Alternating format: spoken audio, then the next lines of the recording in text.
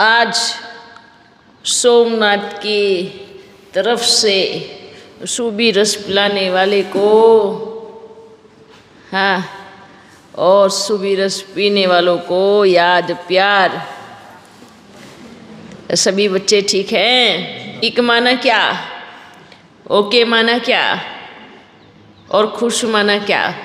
आप बताओ इसका मतलब क्या?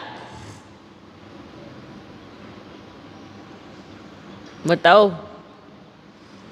अपना चार्ट ठीक है तो ओके है, अगर मंग में नशे में खुशी में है तो खुश है। जो मनसा वाचा और कर्मणा पूरी तरह से कंप्लीट हो उसी को ही हम कहेंगे क्या? ओके। हाँ, उसी को ही कहेंगे खुश, उसी को ही कहेंगे कंप्लीट। तो मन वचन कर्म ठीक है ना? ठीक है। जिसका मन भी ठीक हो, उसके वचन भी ठीक हो, फिर उसके कर्म भी ठीक हो, तीनों कंप्लीट हो सकते हैं। जिस दिन तीनों कंप्लीट हो गए ना, उसी दिन विनाश की डेट बाबा दे देगा। हाँ, उसी दिन क्या हो जाएगी? डेट आ जाएगी। सत्युग में जाने की भी डेट आ जाएगी। सब कंप्लीट हो जाएगा जिसका मन वचन और कर्म ठीक है। समझ में आ रहा है? मन ठीक है तो वचन भी ठीक होंगे, वचन ठीक है तो फिर कर्म भी ठीक होंगे। सारी तार कहाँ जुड़ी है? मन से जुड़ी है ना। मन पटरी पे चल रहा है तो क्या होगा? बोल भी ठीक निकलेगा। हाँ, बोल भी अच्छा निकलेगा, बोल भी अच्छा निकलेगा, मतलब गाड़ी हॉर्न भी अच्छा देंगी और पटरी से उतरेंगी भी नहीं। तो क्या करना है? मन वचन कर्म में अपने आप को कंप्लीट करना है। हाँ, किसी किसी के मन में आएगा कि हम ऐसे करेंगे, पर वचन में फिर डाउन हो जाएंगे और कर्म में फिर उससे भी डाउन हो जाएंगे। मन में आया, अगर आया कि हाँ मुझे 4 घंटा बैठ तपस्या करनी ही करनी है, तो क्या होगा? फिर उसको कर्म में लेके आओ, तब कहेंगे कंप्लीट। मन में आया, फिर वचन में आया और फिर कर्म में आया। अच्छा बच्चों, आप सभी को दिल का याद प्यार, और आप बच्चे सदा खुश रहो, हंसते रहो, मुस्कुराते रहो और दिल से वाह वाह के गीत गाते रहो, क्योंकि ये जो समय है ये फिर कभी वापस नहीं आएगा। क्यों नहीं आएगा? क्योंकि पूरा सर्कल घूमेगा फिर। अच्छा, सब भक्ति मार्ग में एक चीज़ कहते हैं, ये हीरे जैसा अनमोल जीवन है, ऐसे बोलते हैं ना। ये हीरे जैसा अनमोल जीवन है। 100 साल पहले भी बोलते होंगे कि ये हीरे जैसा अनमोल जीवन है। बोलते होंगे क्या? बोलते होंगे। जब से भक्ति शुरू होती है तब से ही बोलते हैं ये हीरे जैसा अनमोल जीवन है। वास्तव में वो हीरे जैसा जीवन नहीं होता है। हीरे जैसा जीवन इस 100 वर्ष के संगम युग पर ही होता है। और लोगों को लगता है कि फिर क्या पता किस योनि में जाएंगे, या फिर किस योनि से हम आए हैं, हम सांप बने या बिच्छू बने या क्या बने, है ना। सब ऐसे सोचते हैं। लेकिन हीरे जैसा जन्म, ये हीरे जैसा क्यों कहा गया है? बताओ। कभी देवता ये गायन नहीं गाते कि हीरे जैसा जन्म, ऐसा नहीं गाते। तो यहीं पर रहने वाले लोग हीरे जैसा जन्म गाते हैं। क्यों? सच्चा हीरा मिलता है, हीरा बनाने वाला मिलता है अभी ना, और कभी तो मिलेगा नहीं। हाँ, क्योंकि हमारा बाबा क्या है? हीरा है, नंबर 1 हीरा है। उसकी संगत जब हमें मिलती है तो हमारा जीवन भी कैसे बन जाता है? हीरे जैसा। मतलब वो हीरा है और हमें उसके जैसा बनना है। तो हीरे जैसा जीवन बन रहा है ना। या बन गया है? बन रहा है। तो हीरे जैसा जीवन जब मिलता है तो अपने को हीरा समझना भी है और हीरा बनना भी है। हाँ, सबसे वैल्यूएबल क्या होता है? हीरा होता है। अब सब बोलते हैं कि फलानी योनि में जाए, उस योनि में जाए, तो ये क्या हो गया? हाँ, ये क्या हो गया? ये तो व्यर्थ हो गया ना। एक मनुष्य कभी गधा घोड़ा थोड़ी बनेगा। लेकिन मनुष्य को तो छोड़ो, किसी ने तो अपने प्यारे बाबा को ही छोड़ा नहीं, है ना। शास्त्रों में भी क्या दिखा दिया? सब जानवरों के मुख मस्तक पर दिखा दिया। हर विष्णु का रूप, भगवान हर उसमें है। हाँ, उसमें दिखा दिया, सब में भगवान दिखा दिया, सब में परमात्मा दिखा दिया। तो भगवान की कितनी गिलानी कर दी। हाँ, कभी हम अपने लौकिक बाप के लिए नहीं सुन सकते कि भाई हमारा बाप फलाना है या फलाना जानवर है या गधा है या घोड़ा है या कुछ है, नहीं सुन सकते ना। तो लेकिन पारलौकिक बाप के लिए तो कचड़े कचड़े में, नाली के कीड़े में, सब में दिखा दिया है। तो ये क्या हुआ? ये भी ग्लानि हुई। तो इस बात पे तो अड़िग रहना है कि परमात्मा सर्वव्यापी नहीं है ना। वो एक बात बताओ, अगर भगवान को किस में दिखाते? सूअर में दिखाते हैं, तो क्या वो सूअरों को कल्याण करने के लिए आया? हाँ, अगर कछुए में दिखाते हैं तो मतलब उसको फिर कछुआ जाति का कल्याण करना पड़ेगा। तो कछुए की भाषा कौन दूसरा जानवर समझेगा? बताओ। कछुए कौन से पाप कर्म करते हैं? या सूअर या गधा घोड़ा, वो कौन से पाप कर्म करते हैं जो उनकी मुक्ति के लिए परमात्मा को आना पड़े? हिसाब किताब पाप और पुण्य कौन करता है? मनुष्य आत्मा है। पाप पुण्य का ज्ञान किसको होता है? मनुष्य आत्माओं को। परमात्मा को याद कर अपने आप को राजयोग सिखाए, स्वर्ग देख के देवी देवता कौन बनते हैं? मनुष्य आत्मा है। असुरों का रूप भी कौन धारण करते हैं? मनुष्य आत्मा है। तो सजा भी किसको मिलनी चाहिए? मनुष्य आत्माओं को। तो भगवान को फिर आना भी चाहिए किसमें? मनुष्य आत्मा, मनुष्य रथ में। तो इस चीज को कोई समझ क्यों नहीं रहा है? एक बात बताओ, अगर कछुए में भगवान आ रहे हैं, अगर कछुए में, तो मनुष्य कछुए की भाषा समझेगा? समझेगा? ये कछुआ बोल पाएगा? भगवान कछुए के अंदर बैठकर ज्ञान दे पाएगा? और क्या मनुष्य उसको मानेंगे? शास्त्रों की बातें कोई भी मान लेते हैं। उसमें भगवान, उसमें भगवान, उसमें भगवान, सब में भगवान।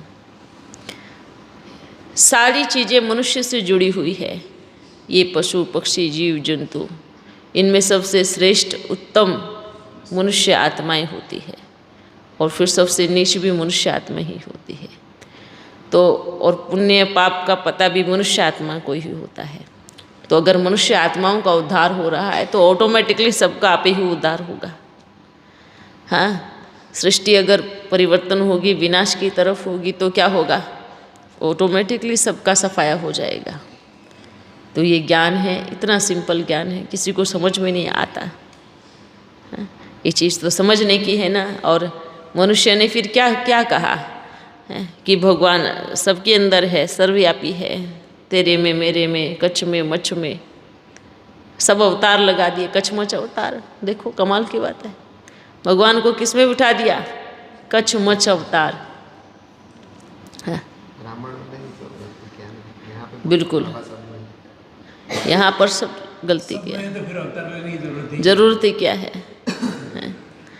अभी तो कुछ बच्चे तो अभी भी यही गलती करते हैं। सब में सब शिव बाबा है, आप भी शिव बाबा हो, हम भी शिव बाबा है, वो भी शिव बाबा है, सब शिव बाबा है। सबको शिव बाबा बनाए बैठ दिया। हाँ, कण कण में परमात्मा है। ऐसे भी बहुत बच्चे हैं कि सब में शिव बाबा है।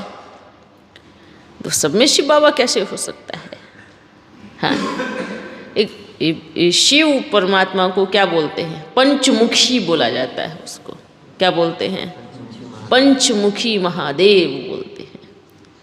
हाँ, 1000 मुखी, 100 मुखी, हाँ, या करोड़ मुखी थोड़ी बोलते हैं। पंचमुखी महादेव का गायन है, पंचमुखी का गायन है। तो बच्चों ने तो कितना उल्टा पुल्टा लिख दिया है, कितना व्यर्थ का कि भाई हाँ सब में भगवान है, आप भी ईश्वर हो, हम भी ईश्वर हो, सब में शिव बाबा है, सबके अंदर शिव बाबा है। ये देखो, ये भी तो व्यर्थ है ना, ये भी तो कितनी ग्लानि कर दी ना। करोड़ मुखी कब कहा बाबा ने कि करोड़ मुखी है या अरब मुखी है या इतने मुखी है? तो बच्चों को हम बस यही मैसेज देना चाहते हैं, व्यर्थ का चिंतन नहीं, समर्थ चिंतन करो। समर्थ का अर्थ है जिसमें सर्व का कल्याण हो, और पंचमुखी महादेव कहते हैं उसमें कितना बड़ा कल्याण है ये सोचना। खैर इस चीज़ को कोई समझ नहीं पाएगा, धीरे धीरे ये सारे रहस्य आगे खुलते जाएंगे और समझ में आता जाएगा। क्योंकि एकदम से किसी को भी कुछ भी चीज़ें हम, वही बाबा ने कहा ना, अगर छोटे बच्चे को बड़े बच्चे वाली दवाई पिला दिया जाए तो क्या होगा हाल उसका, है ना, प्रॉब्लम आ जाएगी ना। तो अभी हम तो अपने सामने भी छोटे बच्चों को देख रहा हूँ, कोई एक आध होगा बड़ा बच्चा जो हर चीज़ को समझ करके उसको चिंतन करे, उस पर वो करे। लेकिन हम देखता हूँ कि कुछ भी चीज़ें, अब जैसे आदि का पाठ देखा, मध्य का देखा, अभी अंत का देखा, हाँ फिर अंत का देखेंगे, तो कितने बच्चों के व्यर्थ चिंतन चले। और जबकि कोई ये समझ नहीं पा रहा है कि ये सर्कल बड़ा प्यारा चल रहा है, इसमें कल्याण समाया है। जिसने बाबा की उंगली छोड़ी, हाँ, छोड़ी का मतलब क्या होता है? देखो, उंगली छोड़ना किसको बोलते हैं? उंगली छोड़ना उसको बोलते हैं कि जो बाबा से विपरीत खुद भी हो जाए और फिर दूसरों को भी विपरीत करा दे, इसको उंगली छोड़ना बोलते हैं। और बाबा का ही नाम लेकर खुद भी विपरीत हो और बाबा का नाम लेकर ही दूसरों को भी विपरीत बुद्धि करे, इसको उंगली छोड़ना भी बोलते हैं और छुड़वाना भी बोलते हैं। ये भी बोझ है, ये भी पाप कर्म है। अच्छा, दूसरी बात हम ये कहूँगा कि हर कोई आत्मा अपना अपना रोल प्ले कर रही है। ये भी सोचना, अगर हम सर्वश्रेष्ठ पिता की संतान हैं, सर्वश्रेष्ठ हैं, तो हम इस पॉइंट में ज़रूर नोटिस करेंगे कि हर कोई आत्मा अपना अपना रोल प्ले कर रही है। जैसे कि एक राही रास्ते से चल रहा है ना, उसके सामने कांटे भी आ रहे हैं, कभी फूल भी आ जाते हैं, पत्थर भी आ रहे हैं, बिछाने वाले भी बहुत सारे हैं, कोई फूल भी बिछाता है, पत्थर भी बिछाता है। हाँ, जो कांटे बिछा रहा है उसको क्या करेंगे? कांटे बिछाने वाले के पीछे भागेंगे या अपना रास्ता बनाएंगे? हम क्या करेंगे? हम अपना रास्ता बनाएंगे। वो अपना कर्म कर रहा है, पर हमें अपना कर्म करना है। हाँ, हमें अपने रास्ते बना करके अपनी मंजिल को तय करना है, अपनी मंजिल पर पहुंचना है। तो देखो, वर्तमान समय तो बाबा आ रहे हैं ना, तो हम सारे सजेशन पूछ सकते हैं ना, बाबा से पूछ सकते हैं ना, बैठ करके। वर्तमान में तो अपना बाबा आ रहा है, श्रीमत दे रहा है, मूल्यों के अनुसार बाबा बता रहा है, पढ़ाई पढ़ा रहा है, रास्ता दिखा रहा है, मंजिल बता रहा है। उसके बाद भी अगर बच्चे भटके तो वो है महामूर्ख। उसको हम क्या कहेंगे? वो सबसे बड़े महामूर्ख है कि अपने घर में अपने पिता को, माँ को छोड़कर जो बाहर माँ बाप ढूंढ रहे हैं और खुद को ही कुछ बोल रहे हैं, वो महामूर्ख है। आप अगर नहीं होते, नहीं मिलते, जैसे कि अभी हम एग्जाम्पल देते हैं, अभी मधुबन की बात बताते हैं। मधुबन में तो अब कहेंगे कि बाबा तो हर जगह आ रहे हैं। देखो, एक होता है सूक्ष्म रूप, एक होता है स्थूल रूप, दोनों में फर्क होता है क्या नहीं होता है। सूक्ष्म में तो बाबा अपना हर जगह कार्य कर रहा है, मधुबन में भी कर रहा है, हर जगह मंदिर में, गुरुद्वारे में, मस्जिद, सब जगह कार्य चल रहा है। सूक्ष्म रूप में तो सारी दुनिया में कार्य कर रहा है, पर अब आप एक स्थूल रूप भी देखो। अब आप कहोगे स्थूल रूप में भी बाबा हर जगह कार्य कर रहा है, ये कैसे पॉसिबल हो सकता है? ये कैसे पॉसिबल हो सकता है? तार से तार जुड़ती है। जैसे कई बच्चे बड़े सवाल जवाब करते हैं, बाबा मधुबन के अलावा और कहीं नहीं आ सकते, ये सबसे बड़ी एक पॉइंट लेकर के बच्चे घूम रहे हैं। ये बिल्कुल सही कहा, बाबा मधुबन के अलावा कहीं नहीं आए, मधुबन में ही आए थे, पर क्या किया? क्या किया? हाँ, आपका बाबा मधुबन में ही आया, पहले दोबारा भी आया। हाँ, पहले रथ में भी, दूसरे रथ में भी, तीसरे रथ में भी मधुबन में ही आया, लेकिन क्या किया? क्या किया सोचो। हाँ, बाप के रथ की और बाप की इतनी घोर अपमान करके अगर आप उसको निकालोगे तो क्या इतना अपमान सह करके क्या बाबा वहीं रहेगा? इसलिए सही बोला बाबा ने, और बच्चे भी सही बोलते हैं कि बाबा मधुबन के अलावा कहीं और नहीं आ सकता। चलो ये भी मान लिया, एक्सेप्ट कर लिया, पर बाबा तो मधुबन में ही आया है। कितना समय रहा, कितना टाइम रहा। किसी को कुछ बताने के लिए गए कि अभी आया है, तो बच्चों ने क्या किया? तो अपने पाँव पे कुल्हाड़ी किसने मारी? हाँ, मधुबन वासियों ने मारी।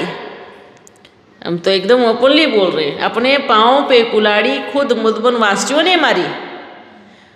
और मधुबन वासियों ने अपने पाँव पे तो कुल्हाड़ी मारी, पर हर सेंटर के पाँव काटे, हर सेंटर के पाँव काट दिए। काटे या नहीं काटे? क्योंकि मधुबन से तो सब जुड़े थे ना, मधुबन से लाखों सेंटर जुड़े थे चारों तरफ। उन्होंने सिर्फ एक पाँव नहीं काटा है, उन्होंने सबके टुकड़े टुकड़े कर दिए हैं, सबको विपरीत किया, सबको अलग किया। तो बहुत चढ़ेगा ना। टीचर बहन कहती है हाँ कि बाबा को भी अपमान होता है क्या? हाँ, मैं बोला कि भगवान का इतना अपमान करेंगे तो इधर रहेंगे क्या? तो कहते हैं कि भगवान को भी अपमान फील होता है क्या? नहीं, फील नहीं होता है, अपमान फील नहीं होता है। एक बात बताओ, आप बोलोगे आप जाओ, तो बाबा क्या करेगा?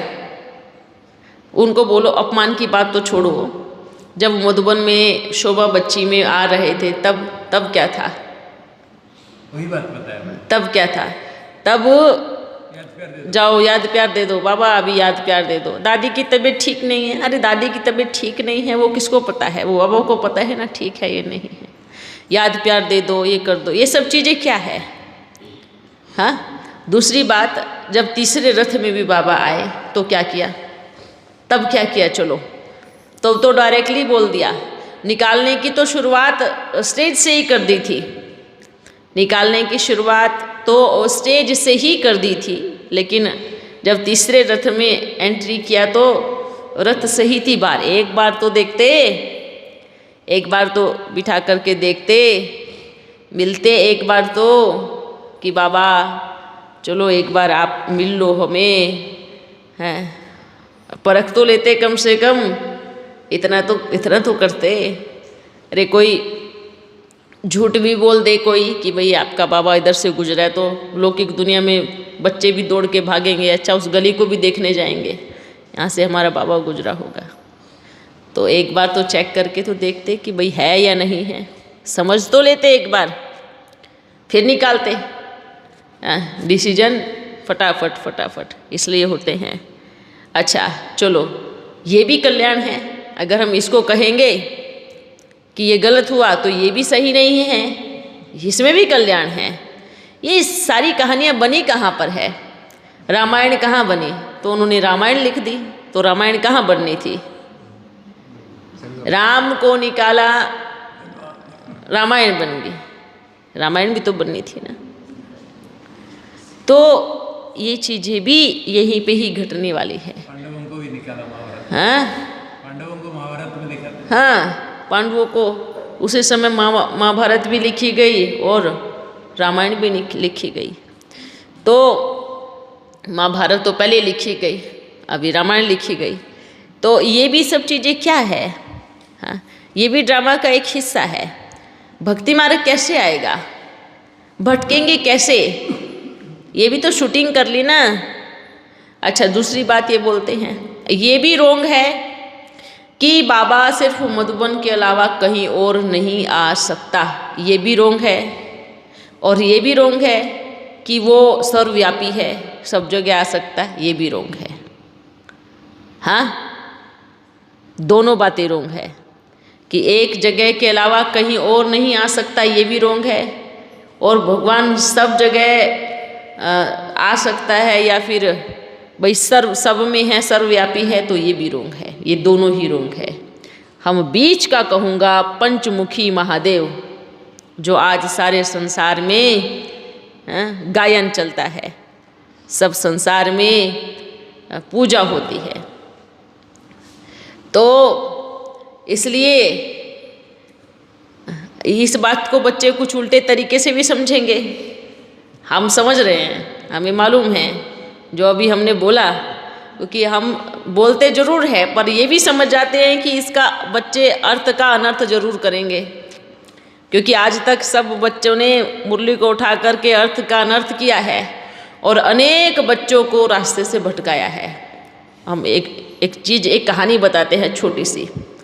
जब मधुबन में ही तो बाबा थे ना, शोभा बच्ची के अंदर आए तो बाबा ही तो चला रहे थे ना सब चीज़ें, बाप दादा मिलकर के सब। उस समय अलग पार्टी निकली, ठीक है, वो एक अलग अलग दिशा गई, रास्ता वहाँ से रास्ता भटकाया किन्होंने, जिन्होंने अर्थ का अनर्थ किया। अर्थ का अनर्थ किया या नहीं किया, मुरली को उल्टे तरीके से पढ़ना शुरू किया, वो रास्ता भटके। फिर कुछ बच्चे वहाँ से भी निकले। हाँ, कहाँ से निकले, दूसरे जहाँ जो उन्होंने अलग टीम बनाई वहाँ से भी निकले, फिर उन्होंने दूसरा निकाला अपना, ठीक है। अब बाबा का पार्ट चल रहा है मधुबन में, समझ के देखना, इस रील को समझना। फिर वहाँ से फिर तीसरी चीज़ निकली, फिर चौथी निकल के फिर यहाँ पे आ गए। अभी बाबा मधुबन से डायरेक्ट इधर ही आए ना, आए तो मधुबन में ही है लेकिन रास्ते से आए हैं। अब यहाँ पे बच्चे आए, हाँ अभी हमें निश्चय हो गया कि बाबा आप ही हो। फिर क्योंकि भटकने वाला तो भटकेगा ना, भटकने वाला कहीं भी कमी ढूंढेगा। जो नालायक होता है ना, वो कहीं पर भी कमी ढूंढने लगेगा। तो यहाँ पर भी आए, यहाँ पर भी थोड़ा कुछ रोज रुके, हाँ बाबा इधर है, हम पक्का नहीं। अब यहाँ पर से भी फिर यू टर्न मारा, क्योंकि भटकने वाला चंचल आत्मा कभी अचल नहीं हो सकता। फिर गए। अब वो बच्चे सोचेंगे कि भाई हम वापस बीके से जुड़े, मतलब वापस कहाँ से जुड़े, मधुबन से जुड़े। देखो कितनी बुरी किस्मत है उन बच्चों की, कितनी बुरी किस्मत हम कहूँगा कि मधुबन से बाबा को छोड़ा, पूरा चक्कर लगाया, यहाँ पर भी बाबा के पास आए, वापस मधुबन से जुड़ने जा रहे हैं कि आपने वहाँ बाबा को छोड़ा, अब वहीं पकड़ने के लिए बाबा को जा रहे हो और वहाँ से बाबा खाली, वहाँ से बाबा गायब। सर्कल समझ में आया? क्या समझ में आया? अब वहीं ढूंढने जा रहे हैं, जबकि आपने मेहनत करके भाग के पकड़ भी लिया था, फिर से आपने छोड़ दिया और फिर वहीं ढूंढने जा रहे हैं। और वहाँ तो बाबा है ही नहीं, वहाँ तो स्थूल रूप में बाबा का पार्ट ही नहीं है, और स्थूल रूप में छोड़ के ये होती है फूटी किस्मत, इसको बोलते हैं। क्यों? क्योंकि आपने क्या ढूंढा, इसको ढूंढा, दौड़े भागे घूमे फिरे, एक तरह से पकड़ भी लिया, उसके बाद भी पकड़ के भी फिर से आप वहाँ पे गए, फिर से मधुबन में ढूंढने गए। और कमाल की बात ये है कि जब अब आने वाले समय में साक्षात्कार होगा कि बाबा इधर आ रहा है, यहाँ फिर दौड़े आएंगे और उसके बाद बाबा अपनी फौज को लेके निकल के गायब, फिर फूटी किस्मत। हाँ, देखो कहाँ कहाँ से भटके, ये सर्कल चल रहा है। ये भटकी हुई आत्माएं द्वापर युग में क्या पार्ट बजाएंगी। और कमाल की बात तो ये है कि किस्मत कैसे फूटी, हम आपको बताते हैं। अगर आप पार्टी में गए ना, तो उन्होंने क्या किया, खूब गुलामी की, खूब बदनामी की, खूब गलत किया, खूब झगड़ा किया, अच्छे से किया, ठीक है, ऐसा हुआ। फिर शंकर पार्टी से फिर दूसरी पार्टी में गए, फिर क्या किया, फिर शंकर पार्टी वालों को गाली दी, वो तो फलाना है, वो तो ये करता है, वो तो ऐसे करता है, वो तो ऐसे करता है, ऐसे किया। अब जो तीसरी पार्टी थी उसमें से फिर गायब हुए, फिर चौथी पार्टी में गए, फिर तीसरी पार्टी की बदनामी की, वो तो ऐसे हैं, ये तो ऐसे हैं, ये तो ये है, ठीक है। अब चौथी पार्टी में आए, फिर यहाँ से गए, फिर चौथी पार्टी की बदनामी की। इनका क्या हाल होगा। मतलब आपने जहाँ से छोड़ा वहाँ की फिर बदनामी, फिर वहाँ से छोड़ा फिर बदनामी, फिर छोड़ा फिर बदनामी। और कोई तो बच्चे, चलो ऐसे भी बहुत बच्चे हैं, हर जगह छोड़ करके बदनामी कर करके, तो उसका मतलब क्या हुआ, उसका मतलब ये हुआ कि आपके अंदर इतनी गंदगी भरी हुई है कि जहाँ जाते हो वहाँ पर क्या देखते हो, गंदगी देखते हो। जहाँ पर भी जाते हो वहाँ पर ही गंदगी देखते हो, तो मतलब आपका मन बहुत गंदा है। तो साफ किसको करना है, पार्टियों को साफ नहीं करना है, किसको साफ करना है, स्वयं को साफ करना है, खुद को साफ करना है, अपने आप को धोना है, दूसरों को धोना नहीं है, अपने आप को चेंज करना है, अपने आप को चेक करना है। ड्रामा तो चल रहा है, उसको कोई रोक नहीं सकता। स्वर्ग तो आएगा, चाहे कितनी गलानी करे, कितनी बदनामी करे, कुछ भी हो, हाँ सब कुछ होगा। स्वर्ग भी आएगा, विश्व महाराजन महारानी भी आएंगे, सब होगा। चाहे कोई कितनी गाली दे या गलानी भी करे, वो रुकने वाला नहीं है, वो पार्ट रुकने वाला बिल्कुल नहीं है। पर लेकिन जो इस कार्य को रोकने का या इस कार्य को कांटे बिछा रहे हैं या ये कर रहे हैं, तो उनका क्या होगा मालूम है, वो बाबा के रास्ते में कांटे नहीं बिछा रहे हैं, वो क्या कर रहे हैं, वो खुद के ही रास्ते में लंबी कांटों की कतार लगा रहे हैं, क्योंकि चलना तो उनको ही पड़ेगा। ये विधि का विधान है। क्या ये विधि का विधान क्या है, हाँ, दुख दोगे तो दुख मिलेगा, ग्लानि करोगे तो खुद की ग्लानि होगी, और गाली दोगे तो गाली मिलेगी, बदुआ दोगे तो वो लौट करके यूटर्न जाएगी। तो वो कब जाएगी, वो कारण है एक, जब आपके कदम सही रास्ते पर हो, जब आपके कदम ऐश्वर्य रास्ते पर हो, जब आपके कदम विश्व कल्याणकारी के रास्ते पर हो, तो चाहे दुनिया में कोई कितना भी आंधी तूफान लाने की कोशिश करे, भले थोड़ा हिलन डुलन होगी, लेकिन रास्ता कभी नहीं भटक सकते।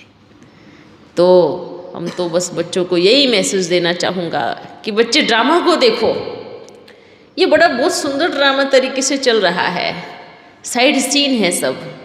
जो भी गलानी कर रहे हैं, जो भी कुछ भी बोल रहे हैं, या बाहर बैठ कोई भी ज्ञान सुना रहे हैं, हाँ, हम बस यहाँ उन बच्चों के लिए शुभ भावना जरूर रखता हूँ जो यहाँ पर आते हैं, मिलते हैं। बस ये सोचो कि अब यहाँ स्थूल रूप में हम मिल रहे हैं, यहाँ बाबा से मिल रहे हैं, फिर भी हमारी बुद्धि कोई मनुष्य कब्ज कर ले, पकड़ ले, तो हम जैसा बुद्धू और महामूर्ख कोई नहीं है। जब हम डायरेक्ट बाबा से मिल रहे हैं, फिर भी हमें बाबा से दूर कोई कर रहा है, और कोई मनुष्य आत्मा हमारी बुद्धि को कंट्रोल कर लिया, तो हम जैसा महामूर्ख कोई नहीं। बाबा नहीं होते फिर अनेकों के गुलाम या किसी के भी कुछ भी बने फिरते, अनेकों के पीछे दौड़ते भागते। पर जब स्वयं बाबा आए, ज्ञान सुना रहा है, सदगति का रास्ता बता रहा है, नाव लेकर बैठा है कि आओ मेरे बच्चों बैठो, पर्वत उठाया है परिवर्तन का कि आओ सब परिवर्तन करो, उसके बाद भी कोई मनुष्य आत्मा उसकी बुद्धि पर हैवी हो जाए तो उसके जैसा बुद्धू कोई नहीं है। उसको बुद्धू नहीं, उसको हम महामूर्ख कहेंगे। कारण क्या है? बाबा, ये बहुत बड़ा संसार है, सृष्टि बहुत बड़ी सृष्टि है। बदलाव हर जगह हो रहे हैं, परिवर्तन हर जगह हो रहे हैं। हर कोई किसी न किसी रूप में रोल प्ले कर रहा है। बाबा भी अपना सूक्ष्म रूप से हर कार्य कर रहा है, सिर्फ सूक्ष्म रूप से कर रहा है, लेकिन क्या स्थूल रूप से कार्य नहीं चल रहा है? अगर स्थूल रूप से कार्य नहीं, सभी बोलते सूक्ष्म रूप में बाबा साथ में है, सूक्ष्म रूप में बाबा साथ में है, तो सतयुग भी सूक्ष्म रूप में ही आना चाहिए ना। स्थूल रूप में क्यों सतयुग आए? फिर देवी देवताएं भी सूक्ष्म रूप में बनने चाहिए, वो भी फिर स्थूल रूप में क्यों बने? तो श्री कृष्ण की पैदाइश भी सूक्ष्म रूप में हो जावे, स्थूल रूप में क्या जरूरत है? अगर फिर सूक्ष्म रूप में सब कुछ होना है तो जरूर स्थूल रूप में बाबा अपना कार्य करेगा, जरूर स्थूल रूप में कृष्ण को लेके आएगा, जरूर स्थूल रूप में स्वर्ग आएगा, तभी तो स्थूल रूप में कार्य चलेगा। आप सूक्ष्म सूक्ष्म सूक्ष्म करते रहो तो फिर शरीर छोड़ के सूक्ष्म वतन में क्यों चले नहीं जाते हैं? वहाँ बैठ कर के सूक्ष्म सूक्ष्म करना, शरीर छोड़ के जाओ, सूक्ष्म वतन में बैठो, वहाँ सूक्ष्म आत्माएं बहुत है, सुनाने वाली बहुतों को ज्ञान सुनाना। वो तो ज्ञान नहीं सुनते, उधर तो उठक पटक के मारते हैं। वहाँ यहाँ ऐसा नहीं करेंगे कि भाई हाँ लो मैं तेरे को पकड़ के ज्ञान सुनाऊंगा। वहाँ तो सीधा आजा मैं आपको ज्ञान सुनाऊंगा। पुलिस भी नहीं है, कोई किसी को पकड़ नहीं सकता, जेल में बंद कर नहीं सकता। हाँ, यहाँ तो अगर कोई आपस में अनबन हो जाए तो कानून के पास चले जाएंगे, और वहाँ जब धोएंगे तो किसके पास जाएंगे? वहाँ तो कोई कानून, कोई पुलिस नहीं है, कोई जेल नहीं है। ये जो सूक्ष्म सूक्ष्म करते घूमते हैं, तो उनको तो हम यही कहूँगा कि आप सूक्ष्म वतन में रहो, सूक्ष्म में बैठ करके सूक्ष्म सूक्ष्म करना, और स्थूल रूप में आपका कोई रोल ही नहीं रहेगा। हाँ, इसलिए हम सभी बच्चों को यही कहूँगा कि बच्चों, अगर स्वर्ग स्थूल रूप में आ रहा है तो बाप भी स्थूल रूप में अपना कार्य जरूर करेगा। अगर श्री कृष्ण स्थूल रूप में आ रहा है तो बाप भी अपना कार्य स्थूल रूप में करेगा। अगर देवी देवताएं स्थूल रूप में बन रहे हैं तो बाप भी देवी देवताओं को बनाने का कार्य स्थूल रूप में करेगा।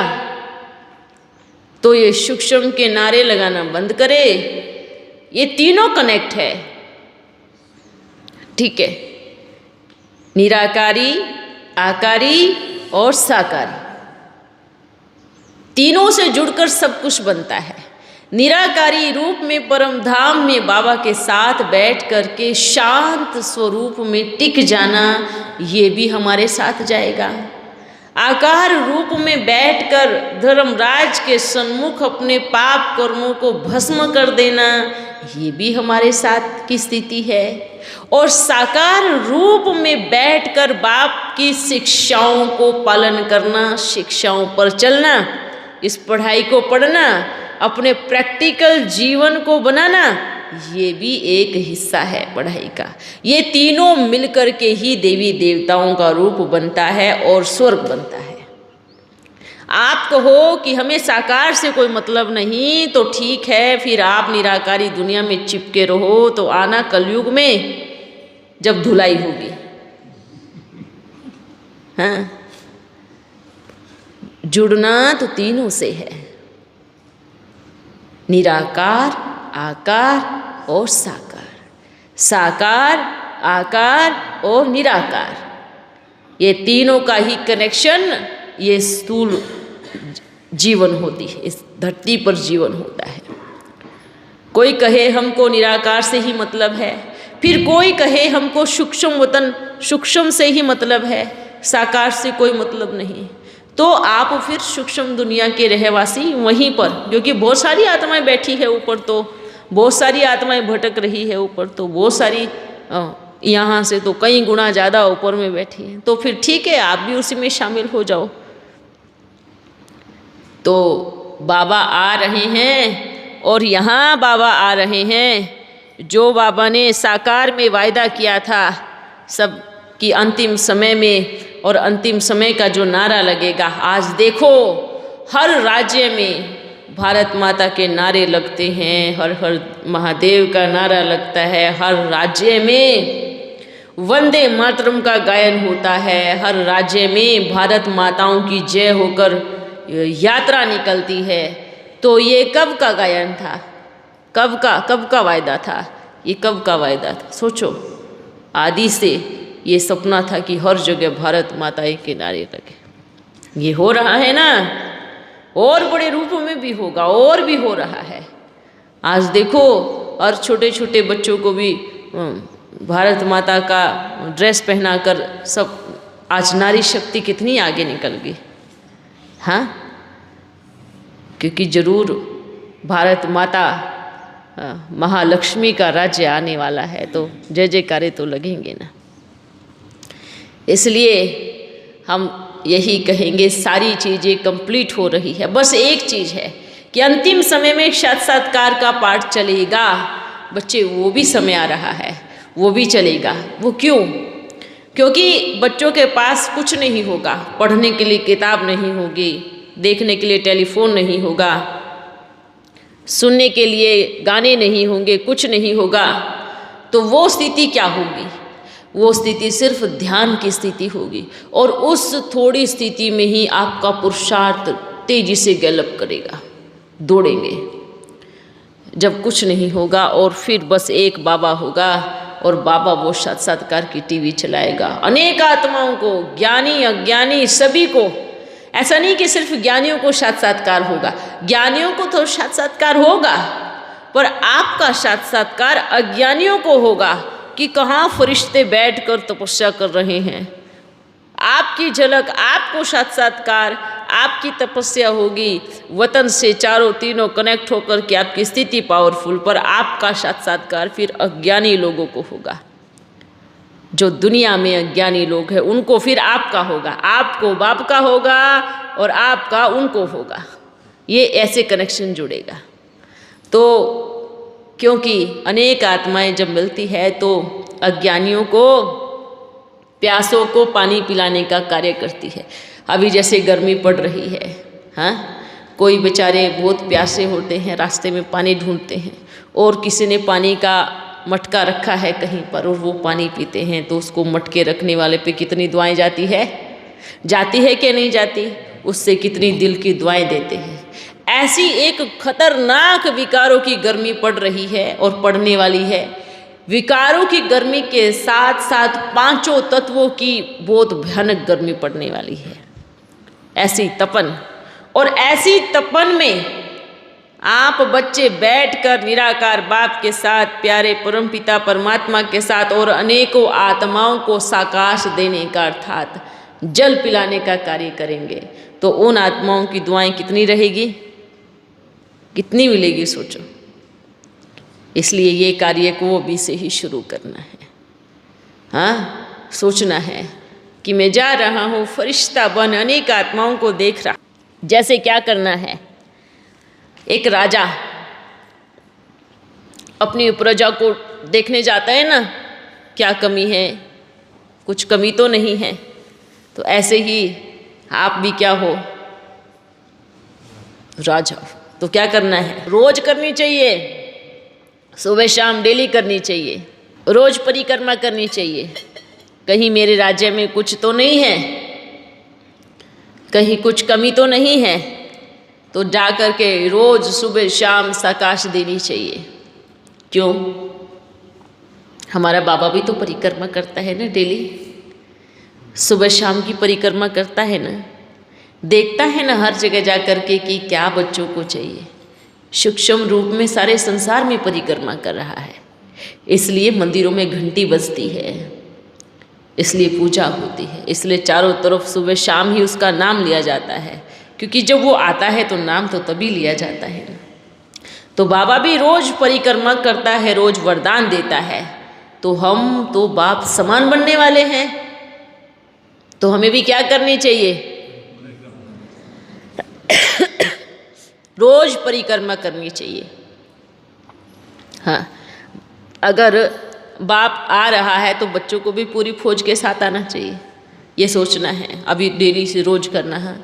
रोज शाम को बैठकर आधा पौना घंटा रोज परिक्रमा करो कि मैं बाप के साथ में पूरे संसार में भ्रमण कर रहा हूँ, परिक्रमा लगा रहा हूँ, सबको वरदान दे रहा हूँ। अच्छा बच्चों, आज तो हाँ बताओ किसने दिया बोल? अच्छा ओम शिव शक्ति की वार्निंग की राम आ रहे हैं। तो राम आ रहे नहीं, राम आ गए हैं। अच्छा, ये जो वार्निंग देते हैं ना, ये दूसरों को नहीं दे रहे हैं, ये स्वयं को दे रहे हैं। एक बात बताओ, जिन आत्माओं के अंदर इतनी ईर्ष्या हो, जिन आत्माओं के अंदर इतना घृणा हो, इतनी नफरत हो, हाँ, इतना दूसरों को अकल्याण करने की भावना हो, कमाल की बात तो बच्चे ऐसे हैं कि जो स्वयं करते हैं वो दूसरों को बोलते हैं, जो कार्य खुद कर रहे हैं वो दूसरों को कह रहे हैं। हाँ, ये भी तो मूर्खता है ना। ये वार्निंग देना क्या, ये वार्निंग नहीं है, ये वार्निंग वो है जब धर्मराज बैठ वार्निंग देगा। ये हम कुछ नहीं समझता, बिल्कुल कुछ नहीं समझता। बस हाँ, ये जरूर समझता हूँ, एक मैसेज देना चाहता हूँ सभी को। जो बच्चे बाप का बनकर यहाँ रहकर पालना लेकर फिर भी व्यर्थ चिंतन चलाते हैं, फिर भी व्यर्थ का बोलते हैं, फिर भी बाप का बन कर के ही बाप की गिलानी करते हैं, उन बच्चों को हम बता रहे हैं कि ये भी हिसाब किताब बहुत बहुत बहुत कड़ा बनेगा। इतना कड़ा बनेगा कि इससे हम छूट नहीं सकते। इससे कभी भी कोई छूट नहीं सकता कि अगर आप बाप का बनकर, कि कई बच्चे तो यहाँ हैं, यहाँ है, यहीं रहकर ये ऐसा नहीं है, बाबा ऐसा नहीं है, यहाँ ये नहीं है, यहाँ वो नहीं है, यहाँ ऐसा। एक बात बताओ, हाँ, जो बच्चे ऐसे रह कर तो फिर यहाँ पर ही ऐसे सब चीज़ें सोचते हैं, करते हैं, तो हम उनको क्या कहूँगा? ये बाप का घर है। हाँ, कोई बात नहीं, आपको एडजस्ट करना है, जैसा भी है, जो भी है, चाहे खान पान हो, चाहे कैसा भी हो, जो भी यज्ञ में बनता है, जैसे भी यज्ञ में बनता है, आपको उस चीज़ को लेकर चलना है और खुशी खुशी, क्योंकि आप खुशी खुशी बाप का बने हो ना, तो खुशी खुशी हर सिचुएशन को एक्सेप्ट करके चलो। हाँ, खुशी खुशी हर चीज़ को एक्सेप्ट करके चलो। बहुत सारी कमियां निकालना, बहुत सारी चीज़ों को तो आपको बदलने की ज़रूरत है, क्योंकि बाबा तो यहाँ पे आके पेपर लेगा ही लेगा। आप भले अगर कोई सोचते हैं हम स्टैंडर्ड के वीआईपी हैं और हमें वीआईपी पालना मिलनी चाहिए, वो आदि में हो गई, आदि में बहुत वीआईपी पालना हुई, पर यहाँ पर जाने का समय है, सबको एक डब्बी में घुसना है, चाहे कितने भी बड़े वीआईपी हो और चाहे गांव के गवार हो, ठीक है, एक ही डब्बी में ऐड आना है। अभी आपको वीआईपी ट्रीटमेंट और वीआईपी नहीं मिलने वाला। आप वो जब एक डब्बी में आने वाले हैं, स्वर्ग में आने वाले हैं ना, याद रखना, अगर आप अपने आप को बहुत ज़्यादा वीआईपी समझते हैं और सामने वाले को छोटा समझते हैं, तो बहुत बड़ी गलती ना कर रहे हो। कहीं ऐसा ना हो कि भाई वो आपका राजा हो जिसको आप छोटा समझ रहे हो। याद रखें, ये याद रखना, कहीं ये गुस्ताखी ना हो जाए, कहीं मैं अपने भविष्य के महाराजा से मैनर्स से बात करूं। ध्यान रखना, इसलिए अपने आप को समझो, कोई कुछ भी हो सकता है। इसलिए वीआईपी नहीं समझना, वीआईपी हुई नहीं। वीआईपी का मतलब क्या होता है? अरे वीआईपी हम उसको कहता हूँ जिसके दिल में हर घड़ी हर सांस में बाप की याद समाई हो और सेवा पे हर कदम भाग भाग के दौड़ दौड़ के रख रहा हो। वीआईपी हम उसको नहीं कहता हूँ जो एक कोने में घुस घुस के 10 लोगों की बातें उठाए, कमियाँ बताए, ये कमी, वो कमी, 10 कमी बताते हैं। वो वीआईपी नहीं है। अगर वीआईपी ऐसी हरकत करते हैं, अपने आप को वीआईपी समझ के अगर ऐसी हरकत करते हैं तो वीआईपी है ही नहीं। उसको क्या, कहाँ से कहाँ टैग लगाए वीआईपी है। स्टैंडर्ड के कपड़े पहनने से, टिप टॉप होकर के चलने से, हाँ अच्छा गाड़ी में, उसमें से थोड़ी वीआईपी हो जाता है। वीआईपी का मतलब होता है कि मेरे हर श्वास में, मेरे हर घड़ी में, हर पल में मेरे बाबा के अंदर में सेवा समाई हुई हो और जहाँ मेरा बाबा बिठाए, जो मेरा बाबा खिलाए, जो मेरा बाबा पहनाए, जी बाबा, हम उनको वीआईपी बोलता हूँ। हमारे लिए वो वीआईपी है जो एक टांग पे खड़े हो करके जी बाबा और हनुमान बन के, महावीर बन के हर सिचुएशन से सामना करे और अपने राम के साथ कहे मैं खड़ा हूँ। महावीर का ये मतलब है।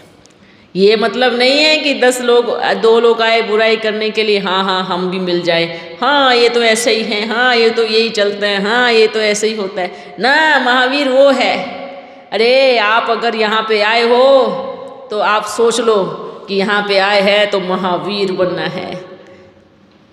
आप नन्हे मुन्ने बच्चों की अगर कभी कमजोरियाँ देखते रहे, ध्यान रखना, फैल ना होना कभी, ये याद रखना। ये हम बता रहा हूँ, इसलिए बता रहा हूँ। अच्छा, इसमें हर कोई पुरुषार्थी है, चाहे वो छोटा हो, चाहे वो 1 साल की आई कन्या हो, चाहे वो 1 साल का आया कुमार हो, चाहे वो 50 साल का आया बच्चा हो या 30 साल की आई बच्ची हो। अगर संस्कार इतने कड़े हैं, 30 साल बाबा का बन करके भी अगर संस्कार इतने कड़े हैं कि हम बदल ही नहीं पा रहे हैं, तो हम क्रेडिट उस 1 वर्ष की बच्ची को दूंगा जो 1 वर्ष की बच्ची ने अपने आप को इतना बदल लिया कि वो एकदम परिवर्तन हो गई, या 1 साल का बच्चा इतना बदल गया कि वो परिवर्तन हो गया। और आप 30 साल रह करके भी बदल नहीं पा रहे हो तो हम क्या क्रेडिट दूंगा बताओ। समझ में आ रहा है? तो इसलिए अभी एक लाइन पे खड़े हैं सभी, 30 बरस वाले हो, 20 बरस वाले हो, या 1 बरस वाला हो या 6 मास वाला हो, एक लाइन में चल रहे हैं। यहाँ कोई वीआईपी की लाइन अलग नहीं है, याद रखना। खाने पीने में हो सकता है पर पुरुषार्थ में बिल्कुल नहीं हो सकता। रहने सहने में हो सकता है, खाने पीने में हो सकता है, लेकिन पुरुषार्थ में एक ही लाइन है। तो याद रखना अभी मेन क्या चाहते हैं बाबा। अपने आप को परिवर्तन करो, अपने कड़े ते कड़े संस्कारों को चेंज करो। चाहे वो 1 साल वाला बच्चा हो, चाहे वो 30 बरस वाला हो, चाहे वो 1 साल से बाप का बना हो, चाहे वो 50 बरस से बना हो, चाहे वो 20 बरस से बना हो, अपने संस्कारों को चेंज करो, अपने संस्कारों को परिवर्तन करो। अगर संस्कार परिवर्तन 1 वर्ष के बच्चे ने नहीं किया या 20-30 वर्ष के बच्चे ने नहीं किया तो कोई मतलब नहीं है। ये तो रास चल रही है, ये तो जो समय चल रहा है, ये सोचो और अपने दिमाग में एक पिक्चर बनाओ। एक बात बताओ, पढ़ाई सूक्ष्म में पढ़ी जाती है ये स्थूल में? हाँ, स्थूल में कैसे पढ़ेगा? ऊपर कोई स्कूल खुला है? हाँ, स्थूल में पढ़ा के नहीं सुधरे तो सूक्ष्म में कैसे सुधरेंगे? एक तो बराबर बात बोली आपने। कमाल की बात ये है कि कोई स्कूल खुला है जो सूक्ष्म करते फिरते हैं सभी। सूक्ष्म रूप में याद करो, सूक्ष्म रूप में पढ़ाई पढ़ो। पढ़ाई कहाँ पढ़ी जाती है? स्थूल रूप में ना, स्थूल रूप में पढ़ाई पढ़ाई जाती है। तो बाबा आकर के स्थूल रूप में पढ़ाई पढ़ाएगा ना। हाँ, तो इसलिए हम बोलता हूँ ये जो बच्चे सूक्ष्म मधुबन में भी जो देखो, सूक्ष्म में बाबा को याद करो ना। हाँ, हर जगह जिस भी पार्टी में सूक्ष्म में बाबा को याद करो ना, सूक्ष्म में याद करना वो एक अलग चीज़ है, उसको याद करना जरूरी है। सूक्ष्म में याद करना कि आपके मन में हर घड़ी बाबा की याद चलती रहे, मेरा बाबा गूंजता रहे। लेकिन आप स्थूल की पढ़ाई छोड़ रहे हो। हाँ, ये क्या हो गई, क्या हो गई? ये तो ये बात हो गई, घर में बैठा बच्चा और माँ बाप कह रहे हैं सूक्ष्म में टीचर को याद करो ना। जैसे सूक्ष्म में टीचर को याद करने से उसको सर्टिफिकेट मिल जाएगा या उसको नौकरी मिल जाएगी या इनकम हो जाएगी, ऐसा होगा क्या? मतलब कि स्थूल में पढ़ाई जरूरी है, स्थूल में प्रैक्टिकल जीवन को परिवर्तन करना जरूरी है, स्थूल में राजाई संस्कार धारण करने जरूरी है, स्थूल में देवताई संस्कारों को धारण करना जरूरी है, स्थूल की पढ़ाई जरूरी है। अगर आपकी स्थूल की पढ़ाई एकदम पावरफुल होगी तो ऑटोमेटिकली सूक्ष्म पढ़ाई आपकी बहुत टॉप लेवल पे जाएगी। अगर आप स्थूल में अपना टाइम वेस्ट कर रहे हैं और अपने टाइम के साथ दूसरों का टाइम वेस्ट कर रहे हैं तो दोनों का पाप कर्म आपके ऊपर जाएगा। जो एक टाइम वेस्ट करता है, जिसका टाइम वेस्ट किया उसका भी हिसाब किताब उसी के ऊपर जाएगा, और कितनों का टाइम वेस्ट किया उसका भी हिसाब किताब जाएगा। क्योंकि आपने पढ़ाई छोड़कर व्यर्थ चिंतन और व्यर्थ का कार्य किया है। और यहाँ पर क्या है, यहाँ पर क्या है?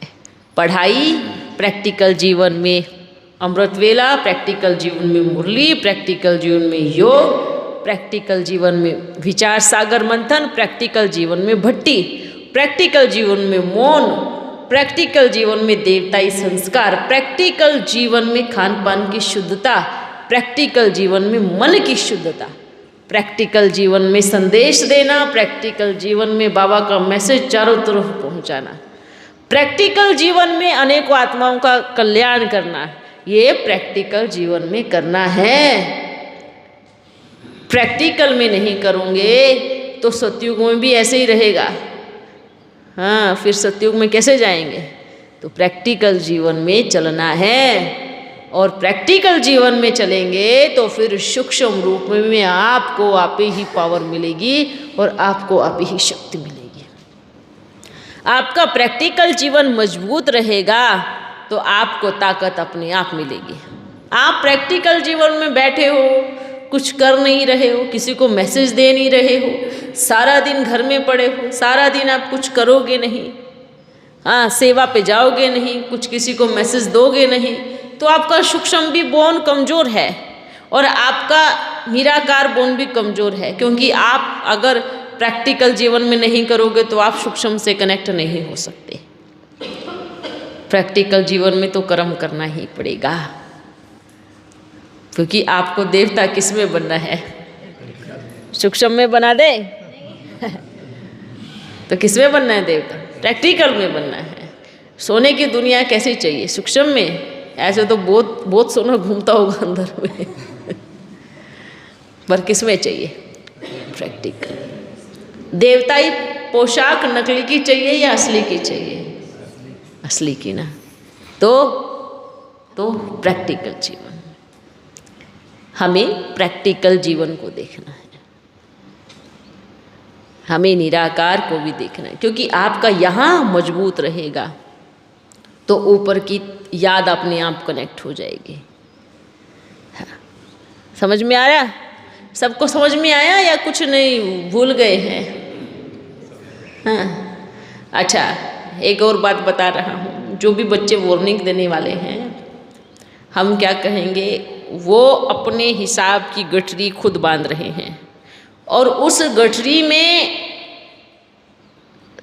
सब जो भी कुछ अच्छे कर्म किए होंगे, पुण्य कर्म किए होंगे, वो भी गांठ बांध दी, वो काम नहीं आएगी। अब हर कोई बच्चे को लिए हम बोल रहे हैं, चाहे कोई भी हो, कैसा भी, कहीं पर भी बैठ करके, जो वर्तमान समय याद को छोड़ ग्लानि करते हैं तो अच्छे कर्मों की गांठ बांध रहे हैं। जो भी किए थे, जो भी कुछ किया था, और वो क्योंकि कर्म खुला होगा तो फल देगा ना। अगर खुला है प्रत्यक्ष तो उसका फल मिलता है, उसकी छाया मिलती है। अब उसको जकड़ दिया जंजीरों में तो उसको कुछ मतलब नहीं है, कोई मूल्य नहीं है, कोई वैल्यू नहीं है। तो और जो बार बार ऐसी चीज़ें करेंगे और बार बार उस चीज़ पे कवर चढ़ाते रहेंगे, बार बार कवर चढ़ाते रहेंगे, वो भी कपड़े का नहीं प्लास्टिक का, क्योंकि प्लास्टिक के अंदर से बीज नहीं फूटेगा। ऐसा लोहे का कवर चढ़ा रहे हैं अपने उन चीज़ों पे कि कुछ भी हो जाए वो बीज फूटेगा ही नहीं। इसलिए अपने कर्मों को देखो। और हमारा ये चीज़ है कि बच्चे, दुनिया कोई कुछ कर रहा है ना करने दो, आप अपने आप को देखो, हम कहाँ पर है। हाँ, हम कहाँ पर है। हम कोई एक बात बताओ, ये दुनिया में बहुत सारी चीज़ें उठेंगी, पर हमारा लक्ष्य अगर टॉप लेवल का है, अगर हमारा लक्ष्य बहुत ऊंचा ऊपर में है, तो फिर हम इतनी सी तलवार लेकर के उनके साथ ऐसे नहीं करेंगे, है ना। क्योंकि हम कौन हैं? हम पूरे विश्व के नंबर 1 योद्धे हैं। तो इतनी सी तलवार लेकर के क्यों हम ऐसे ऐसे करें? हमारे पास तो बहुत भयानक तलवार रखी है, तो बड़ी बड़ी चीज़ों का सामना करना है और ऊपर तक जाना है। तो हम सभी को कहूँगा, टारगेट हमारा बाबा और सेवा, वहाँ दौड़ना है, उस चीज़ को करना है। ठीक है, समझ में आया? ओम मंडली ने ठेका लिया है अभी तो वर्तमान में, तो बाबा से मिलवाने का ठेका ओम मंडली ने ही लिया है, और ओम मंडली को बाप ने बनाया है। ठीक है, अब तो हम सीधे सीधे शब्दों में ही कहूँगा, वर्तमान समय ओम मंडली की रचना किसने की है? बाप ने की है, और आदि काल में भी बाप ने की, आदि में भी बाप ने की ना। अब ओम मंडली को काट करके कुमारी जी या जो भी नाम आया, लेकिन वर्तमान समय भी क्या, अभी वर्तमान समय क्या हुआ? फिर से ओम मंडली। ओम मंडली का अर्थ क्या है? ओम मंडली का अर्थ क्या है? ओम को प्रैक्टिकली करने वाले बच्चों का संगठन, ओम का संदेश पहुंचाने वाली मंडली। ओम का संदेश पहुंचाने वाली मंडली, बहुत अच्छा। और बताओ, जिस मंडली में ओम उच्चारण हो रहा हो, और बताओ। शिव की शक्तियों का समूह। शिव की शक्तियों का समूह, बहुत अच्छा है। और बताओ।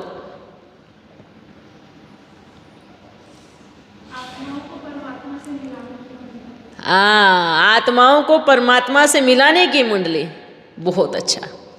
ओम मंडली, जहाँ प्यारे परमपिता परमात्मा का मैसेज दिया जाता हो और उससे मिलवाया जाता हो, जहाँ रोज मेला लगता हो।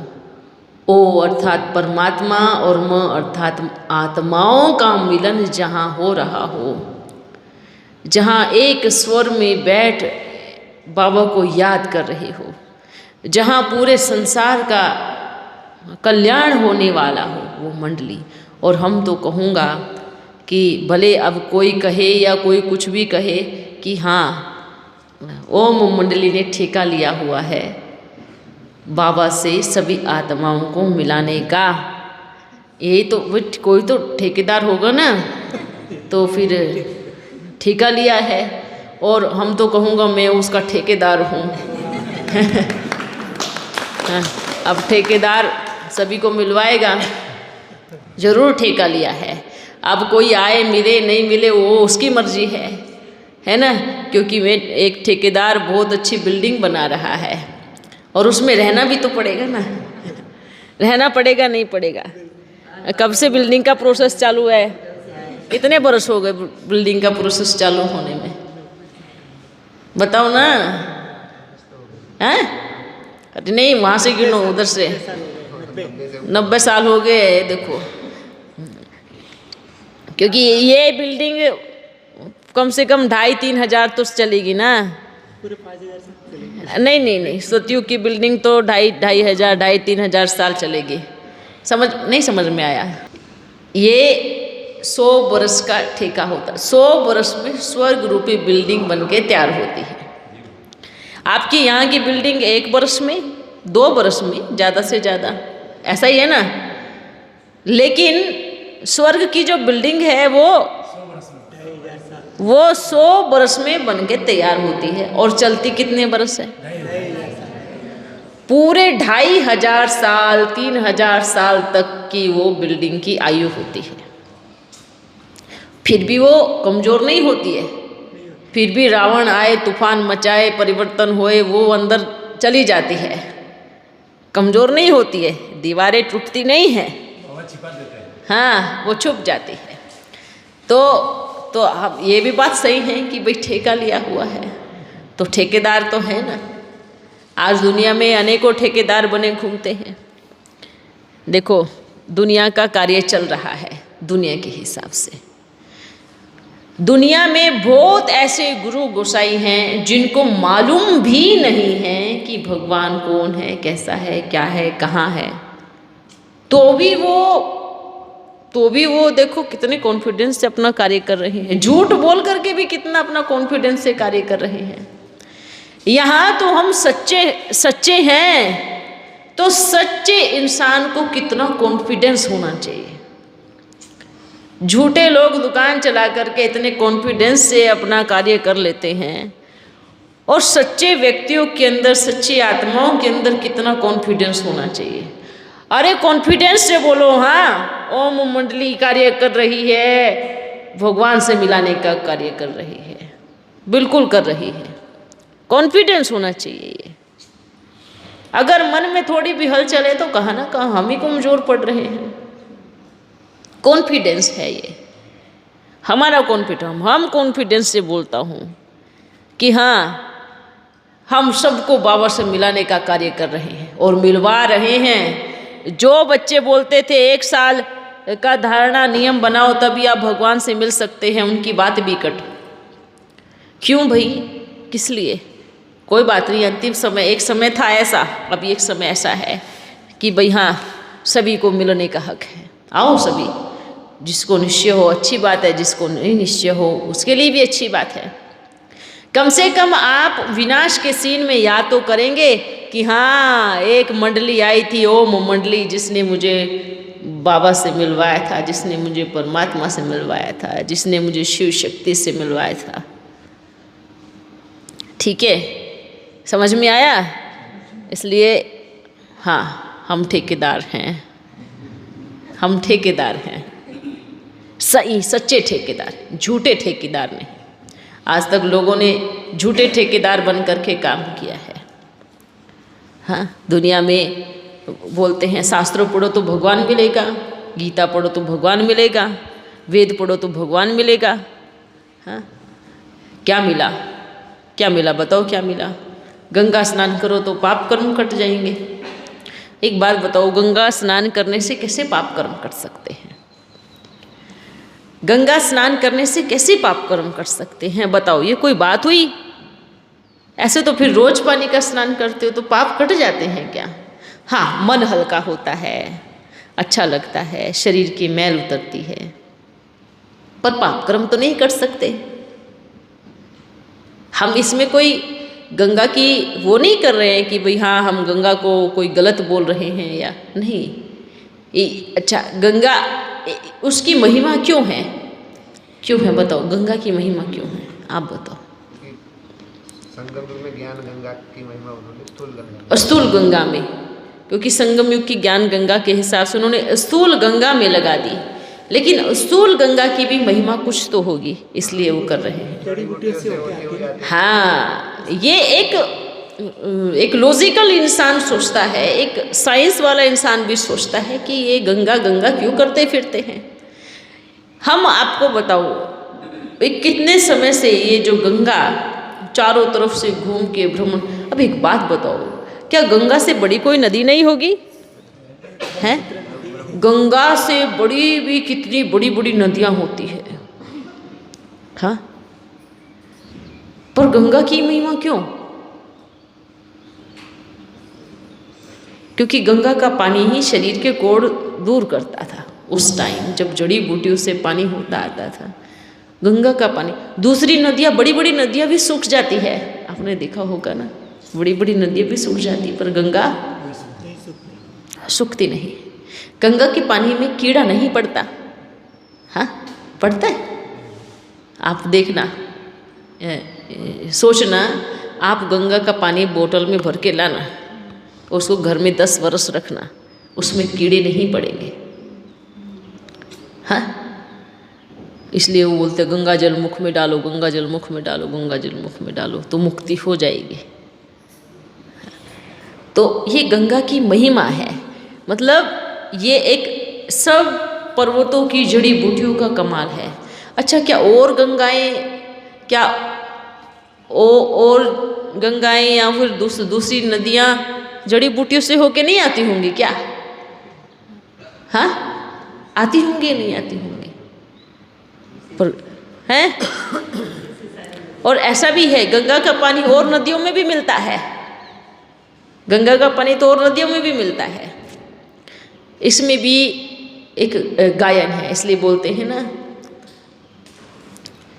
शिव से गंगा निकली, क्यों बोलते हैं? शिव से गंगा निकली, दोनों रूप में, जैसे कि ज्ञान गंगा निकली शिव से। क्या निकली? ज्ञान गंगा शिव से निकली। हाँ, और इस दुनिया में दिखाते हैं अभी हम, चलो, ज्ञान गंगा शिव से निकली, पानी की गंगा स्वर्ग से निकली। हाँ, क्योंकि ये भी क्या है, आदिकाल से चली हुई आ रही है, आदिकाल से चली हुई आ रही। ऐसे ही ज्ञान गंगाएं क्या कहेंगे? ज्ञान गंगा को कहेंगे वो एक शक्ति है, जैसे शिव से शक्ति निकली धरती पर आई तो कितना बड़ा रूप बन गया, और फिर वही ज्ञान गंगा बनकर अनेकों आत्माओं का उद्धार करती है।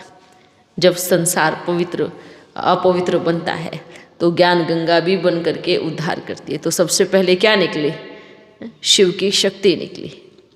तो इसलिए बच्चे, इसमें भी बहुत सारी चीज़ें हैं कि गंगा का पानी बहुत शुद्ध माना जाता है, गंगा का पानी जड़ी बूटियों से होकर के आता है, गंगा का पानी कभी सड़ता नहीं है ना। तो ये बहुत सारी चीज़ें हैं गंगा के पानी को लेकर के, पर लोगों ने इसको स्थूल रूप में, अर्थात उसने लगा कि भाई ये सारी चीज़ें गंगा में हैं तो हमारे पाप कर्म भी गंगा में विनाश हो जाएंगे, पाप धुल जाएंगे। तो हम तो ऐसे क्रॉस लगाता हूँ, एक भी मना, एक भी पाप कर्म खत्म होने वाला नहीं है। और उसका अब हम दूसरे रूप बताते हैं। खूब योग स्नान करो, एक भी पाप कर्म बनने वाला नहीं है और सारे पाप कर्मों से छूट जाएंगे। तो कौन सा स्नान करना है? याद स्नान, योग स्नान। किसके साथ? एक के साथ। ठीक है, अच्छा बच्चों, पंचमुखी महादेव का बाद में बताएंगे। आपके सामने आप ही आता रहेगा सब।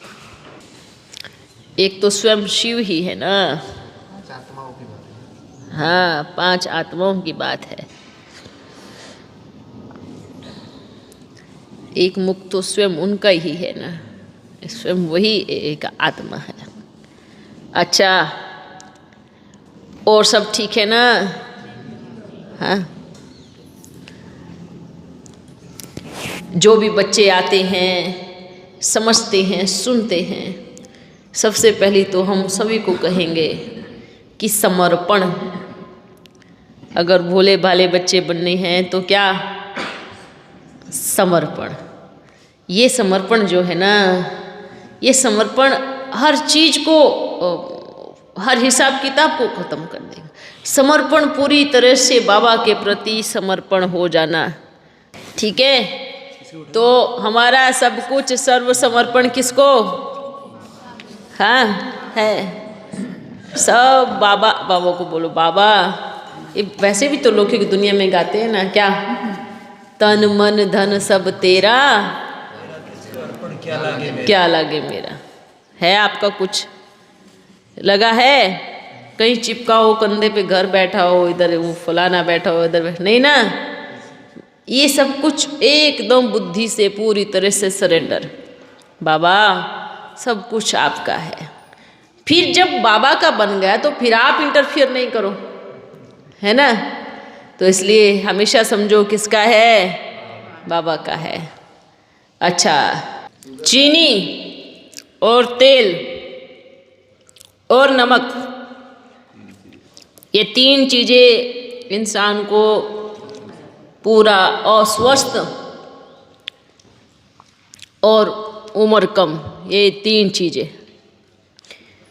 चीज़ें बहुत कम से कम यूज़ होनी चाहिए। कम से कम मतलब कम से कम होनी चाहिए ये। और जितनी भी बीमारियां आती है, ये तीन चीज़ें कारण है। कभी भी देख लेना, चीनी, नमक और तेल। पर हम ये नहीं बोल रहे हैं कि भाई नॉनवेज कोई बीमारी नहीं, कारण नहीं है, वो तो सबसे बड़ा रूप है।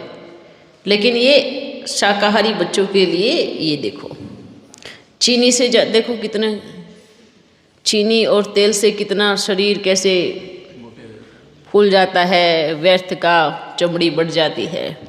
और एक चौथी चीज़ भी है, मैदा। हाँ, पहले देखो, पहले टाइम में ज्वारी की रोटियां खाते थे, बाजरी की रोटियां खाते थे, मक्की की रोटी खाते थे, तो कितना शरीर भी एकदम स्वस्थ रहता था, अच्छा रहता था। बाबा शुरू में अर्धनारीश्वर जो बनाए वो भी कितने बनाए, एक बनाया कि अनेक बनाए? एक ही बनता है, एक से फिर कैसे, एक से अनेक बनता है। कैसे हुआ वो सारा समझ नहीं, आप कोई भी चीज़ को, आप एक बात बताओ, आप बच्चे एक से दो हो सकते हैं ना, फिर उनसे अलग से सृष्टि बनती है। ऐसा नहीं है कि भाई हाँ अनेकों अनेकों अनेकों पैदा हो गए होंगे। फर्स्ट कोई भी फर्स्ट चीज़ का तो गायन होता है ना, फर्स्ट महाराजा का, फर्स्ट महारानी का, या फर्स्ट श्री कृष्ण का, या कोई भी चीज़ प्रथम होती है कि नहीं होती, या एक साथ ही सब उगता है। हाँ, कोई भी चीज़ पहले एक बनती है ना, एक से फिर अनेक बनते हैं। कोई भी चीज़ लगा लो आप, कुछ भी चीज़ पहले एक से शुरू होती है। गिनती भी कैसे शुरू होती है? 10 से शुरू होती है क्या? नहीं, 1 फिर 2 फिर 3 ऐसे शुरू होता है ना। तो एक से आप ही अनेकों अनेक अनेक अनेक, जैसे फॉर एग्जाम्पल आपने एक छोटा सा पौधा लगाया, तो पत्ता पहले एक निकलेगा क्या? फिर 2, फिर 2 से 10 निकलते हैं, फिर 10 से 100 निकलते हैं, फिर धीरे धीरे धीरे वृक्ष बन जाता है।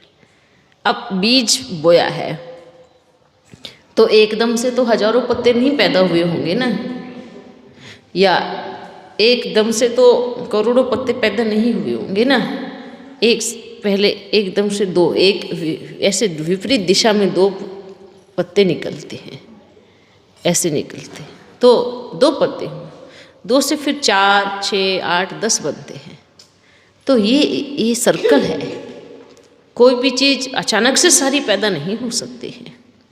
अब ये केला है, हाँ, फिर पहले 1 लगा, फिर 2, फिर 3, फिर 4, धीरे धीरे धीरे करके बीज आता गया। फल बोले थोड़ा स्पेस होगा, 1 मिनट का गैप होगा, तो 1 दिन का गैप होगा, पर लेकिन गैप तो है ना। तो ऐसे ही ये जो संसार बनता है, तो शुरुआत तो एक से ही होती है। तो जैसे वृक्ष पैदा होता है तो पहले 2 पत्ते निकलते हैं, फिर अनेक अनेक अनेक झाड़ निकलता जाता है। ओ